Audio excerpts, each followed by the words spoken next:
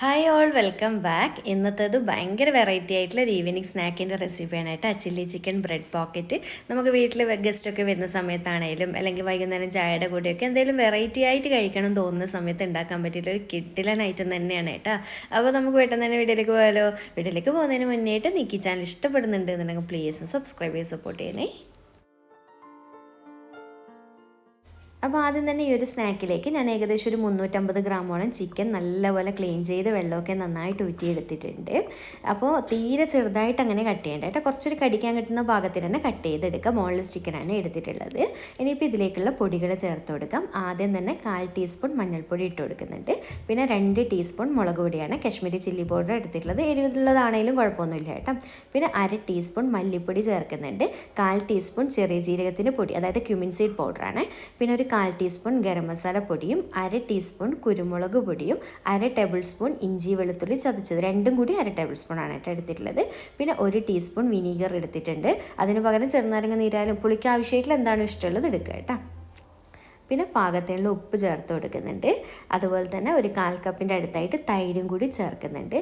എല്ലാം കൂടി ചേർത്തിട്ട് നന്നായിട്ട് കൈ കൊണ്ടൊന്ന് മിക്സ് ചെയ്ത് കൊടുക്കുക. നമ്മുടെ ചിക്കൻ്റെ എല്ലാ സൈഡിലേക്കും മസാല നന്നായിട്ട് പിടിപ്പിച്ച് കൊടുക്കുക. നല്ല ടേസ്റ്റാണ് കേട്ടോ ഈ ഒരു മസാല, ഇങ്ങനെ തന്നെ ചെയ്യാൻ നോക്കുക. ഇനി നിങ്ങൾക്ക് സമയം ഉണ്ടെന്നുണ്ടെങ്കിൽ ഒരു 15 മിനിറ്റൊക്കെ ഒന്ന് റെസ്റ്റ് ചെയ്യാൻ വെക്കുക കേട്ടോ. ചുരുങ്ങിയത് അരമണിക്കൂറെങ്കിലും വെച്ചാൽ നല്ലതാണ്. അങ്ങനെ ഇതാ ഞാൻ അരമണിക്കൂറിന് ശേഷമാണ് ഫില്ലിങ് റെഡിയാക്കാൻ വേണ്ടി പോകുന്നത്. അപ്പോൾ ആദ്യം തന്നെ ഒരു പാൻ വെച്ചിട്ടുണ്ട്. അതിലേക്ക് ഏകദേശം ഒരു 2-2.5 ടേബിൾ സ്പൂണോളം ഓയിൽ, സൺഫ്ലവർ ഓയിലാണ് എടുത്തിട്ടുള്ളത്. ഒരുപാട് എണ്ണ ഒഴിച്ചിട്ട് അങ്ങനെ ചിക്കൻ ഫ്രൈ ചെയ്യേണ്ട കേട്ടോ. കുറച്ച് എണ്ണയിൽ ഇത് ഫ്രൈ ചെയ്തെടുക്കുമ്പോഴാണ് കൂടുതൽ ടേസ്റ്റ്. എന്നിട്ട് നമ്മൾ മസാല റെഡിയാക്കി വെച്ചിട്ട് ചിക്കൻ മൊത്തത്തിലായിട്ട് ഇട്ട് കൊടുക്കുക. നല്ലപോലെ ഒന്നങ്ങ് മിക്സാക്കി കൊടുത്തതിന് ശേഷം ഒന്ന് പരത്തി വെച്ച് കൊടുക്കുക കേട്ടോ നമ്മുടെ പാൻ്റെ എല്ലാ സൈഡിലുമായിട്ട്. എന്നിട്ട് ആദ്യം തന്നെ ചിക്കൻ നന്നായിട്ട് വെള്ളം ഇറങ്ങി വരുമല്ലോ, ആ ഒരു വെള്ളമൊക്കെ വറ്റി നല്ലപോലെ ഇതിൽ നിന്ന് തന്നെ ഫ്രൈ ചെയ്തെടുക്കുക കേട്ടോ. അപ്പോൾ ഒരുപാട് എണ്ണ ഒഴിക്കാതിരിക്കാൻ പ്രത്യേകം ശ്രദ്ധിക്കുക. അപ്പോൾ ഞാൻ ഇത് അടച്ച് വെച്ച് കൊടുക്കുന്നുണ്ട്. അപ്പോൾ ഇടയ്ക്ക് ഇതുപോലെ ഒന്ന് തുറന്നിട്ട് ഒന്ന് ഇളക്കിയിട്ട് കൊടുക്കണേ. ഇപ്പം കണ്ടില്ല, അത്യാവശ്യം ചിക്കൻ്റെ വെള്ളമൊക്കെ ഇറങ്ങി വന്നിട്ടുണ്ട്. ഇനിയിപ്പോൾ നന്നായിട്ട് വെള്ളമൊക്കെ ഇറങ്ങി വന്നതിന് ശേഷം അടപ്പ് തുറന്നിട്ട് തന്നെ നന്നായിട്ട് മൊരിയിച്ചെടുക്കുക കേട്ടോ. അങ്ങനെ ഇതാ ഈ ഒരു രീതിയിൽ നമ്മുടെ ചിക്കൻ നല്ലപോലെ ഫ്രൈ ചെയ്തെടുത്തിട്ടുണ്ട്. ഇത്രയും മതി. ഇപ്പം നിങ്ങൾക്ക് കാണുമ്പോൾ തന്നെ മനസ്സിലാവും നമ്മുടെ പാനിൽ അങ്ങനെ ഒരുപാട് എണ്ണയൊന്നും കിടപ്പില്ല. അതുകൊണ്ട് ഇനി ഡയറക്റ്റ് ഇതിലേക്ക് തന്നെ സവാള കാര്യങ്ങളൊക്കെ ഇട്ട് കൊടുക്കുക കേട്ടോ.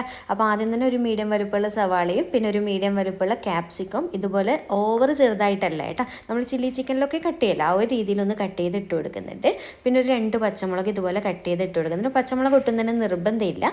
ഇതിന് പകരം നിങ്ങൾക്ക് ചില്ലി സോസ് യൂസ് ചെയ്യുക കേട്ടോ, ഗ്രീൻ ചില്ലി സോസ് ഉണ്ട് എന്നുണ്ടെങ്കിൽ അതെടുക്കുക. ഞാനിപ്പോൾ പച്ചമുളക് തന്നെയാണ് ഇടുന്നത്.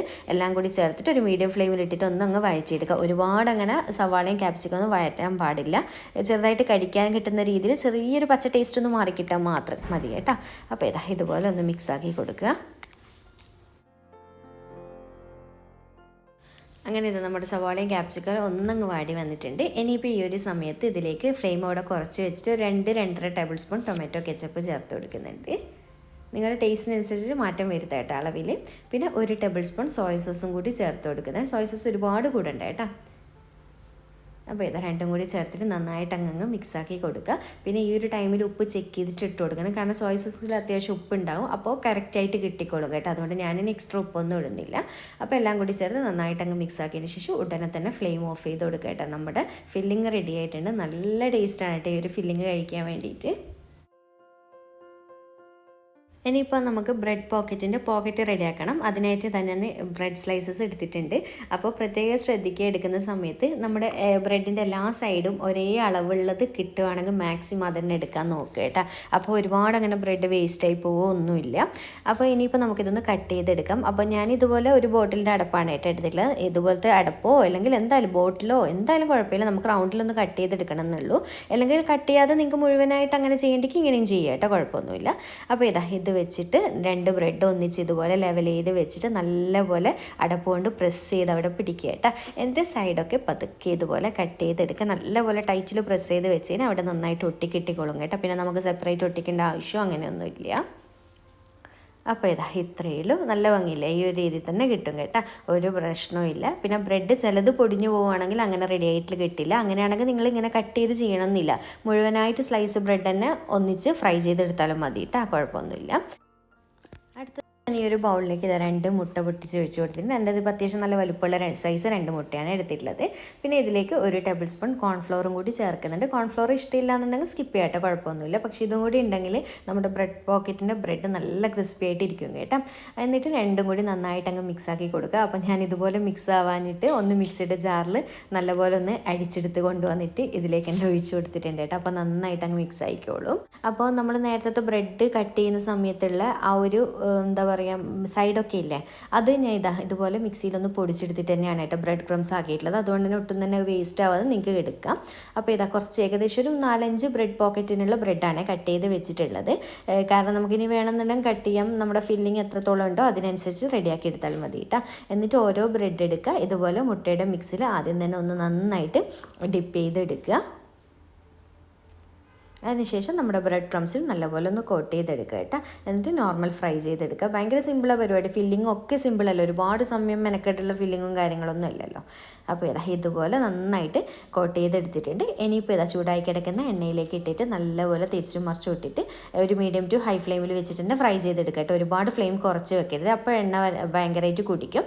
ഫ്ലെയിം കൂട്ടി വെച്ച് കഴിഞ്ഞാൽ പെട്ടെന്ന് തന്നെ എണ്ണ കുടിക്കാതെ നമുക്ക് ഫ്രൈ ചെയ്തെടുക്കാൻ പറ്റും.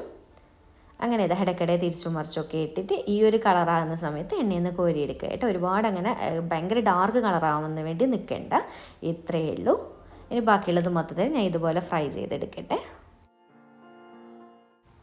അങ്ങനെ നമ്മുടെ ബ്രെഡ് പോക്കറ്റിൻ്റെ ബ്രെഡ് മൊത്തത്തിൽ റെഡി ആയിട്ടുണ്ട്. ബ്രെഡ് നന്നായിട്ട് പൊങ്ങി വീർത്ത് വരും കേട്ടോ. അങ്ങനെ വീർത്ത് വന്നാലാണ് നല്ല പോക്കറ്റായിട്ട് കിട്ടുക. അപ്പോൾ എല്ലാം ഒരേ രീതിയിൽ ഫ്രൈ ആക്കി വെച്ചിട്ടുണ്ട്. ഇനിയിപ്പം ഞാൻ ഇതുപോലെ ഒരു കത്തിയോ കത്രികയോ വെച്ചിട്ട് ജസ്റ്റ് മിഡിൽ നിന്ന് പതുക്കെ കട്ട് ചെയ്ത് കൊടുക്കുക കേട്ടോ. ഒന്നും മുറിഞ്ഞു പോകും അങ്ങനത്തെ പ്രശ്നമൊന്നുമില്ല, നല്ല ഭംഗി തന്നെ കിട്ടും. അപ്പോൾ ഇങ്ങനെ കട്ട് ചെയ്തെടുത്തിട്ട് കണ്ടില്ല, കട്ട് ചെയ്യുമ്പോൾ തന്നെ ഒരു പോക്കറ്റായിട്ട് വരും, കാരണം നമ്മുടെ ബ്രെഡ് നന്നായിട്ട് വീർത്തിട്ടുണ്ടല്ലോ. ഇത്രയേ ഉള്ളൂ. ഇനിയിപ്പോൾ നമ്മുടെ ഫില്ലിങ്ങിനെ ഇവിടെ എടുത്ത് വെച്ചിട്ടുണ്ട്, അത് നിറച്ച് കൊടുക്കുക കേട്ടോ. എത്രത്തോളം ആ ഒരു പോക്കറ്റ് കൊള്ളുന്നോ അതിനനുസരിച്ച് നിറച്ച് കൊടുക്കുക. അപ്പോൾ ഇത്രയേ ഉള്ളൂ, നമ്മുടെ bread pocket, chilli chicken bread pocket ready ആയിട്ടുണ്ട്. ഭയങ്കര സിമ്പിളല്ലേ ചെയ്യാൻ വേണ്ടിയിട്ട്, നല്ല ടേസ്റ്റായിട്ട് ഈ ഒരു ഫില്ലിങ് ഇതുപോലെ റെഡിയാക്കിയിട്ട് ഒന്ന് ചെയ്ത് നോക്കണേ. അപ്പോൾ ഇത്രയേ ഉള്ളൂ. എന്തായാലും ഇഫ്താറൊക്കെ ആവാറായി, ഒന്ന് ട്രൈ ആക്കി നോക്കുക. അല്ലെങ്കിൽ വീട്ടിൽ ഗസ്റ്റൊക്കെ വരുന്ന സമയത്ത് ഒരു വെറൈറ്റി ടേസ്റ്റിൽ ഉണ്ടാക്കി കൊടുക്കാൻ പറ്റുന്നൊരു കിടിലനായിട്ടാണ് കേട്ടോ. അപ്പോൾ ഇത്രയേ ഉള്ളൂ. വീഡിയോ ഇഷ്ടമായിട്ടുണ്ടെന്നുണ്ടെങ്കിൽ ലൈക്ക് ചെയ്യാനും ചാനൽ സബ്സ്ക്രൈബ് ചെയ്യാനും മാക്സിമം ഷെയർ ചെയ്ത് കൊടുക്കാനും മറക്കല്ലേ. അപ്പോൾ വീണ്ടും ഒരു വീഡിയോ ആയിട്ട് കാണാം. താങ്ക്